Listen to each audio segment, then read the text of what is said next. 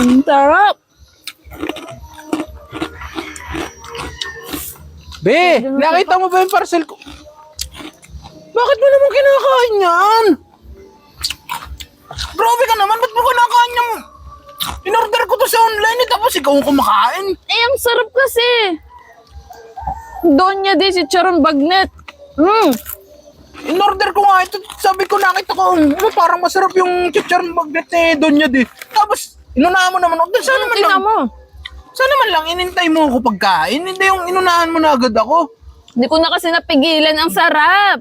Masarap? Tingnan mo Masarap? Taba. Balat. Ang klaseng masarap nga yan ah. Pati yung suka. Eh, bakit ano to? Saan yung galing? Kasama doon. Kasama dun sa ano? Aba, Sukang atsara. May kasama pala suka. Ano, Donya di sukang atsara, 100% natural, no preservative. Aba, ayos partner na ano yung kasama. Ito din. Pero wag mong ibahin ang usapan. Hindi masyadong maalat. At kaya naman pala no preservatives, no betchin. Wag mong ibahin ang Kaya usapan. pala ang sarap nito eh. Iniiba mo ang usapan. Ba't ikaw ang kumakain yan? Ako ang umorder niyan. At saka, tatlo yung in-order ko. Bakit isa na lang yan? Eh, kasi bakit umorder ka ng ganyan? Nasaan ka? Di ako nag-receive. Pag-booklet ko, si Charon Bagnet. Grabe ko naman. Alam mo naman, paborito ko to. Ang sarap! Tatlo na nga yung in-order ko para tigit-tigisa tayo. Wala nang agawan. Tapos inubos mo pa rin. Baka naman ma-high-blood ka sa ginagawa mong yan. Tapos hindi ka mo lang mga look. Kain ka ng kain. Grabe ka talaga. Sarap. Uy, ayos itong chicharon ni Donya di ah. May laman. Ay no? Ba? Chicharong Bagnet. Hindi siya... Tikman ko muna ng walang ng walang suka. Di ba? Hindi siya maalat. Hindi yung, di ba, aminin natin, maalat naman talaga ang mga chicharon.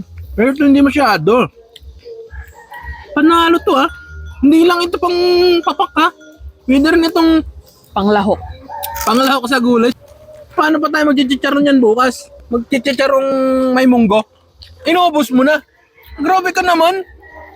Ang sarap. Sausaw ko nga sa suka. At itong suka, Aba. Ay panalo nga. 100% natural, sukang atsara. Perfect na Perfect na At Chicharong partner. Bagnet. Magka-partner talaga yung dalawa.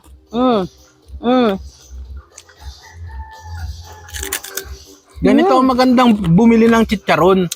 May kasama ng suka. Tatlo na yung bibili mo sa isang order tapos may kasama pang suka. O, di ba? Perfect na. Hindi ka na maghahanap ng sausawan pa. Tama. Pagkadating, kakain mo na. Sarap nito, may beer. Beer tayo? Beer ka May naman. bibili ako. Sarap. Huwag mo ubusin na, bibili ako ha. Bahala ka dyan.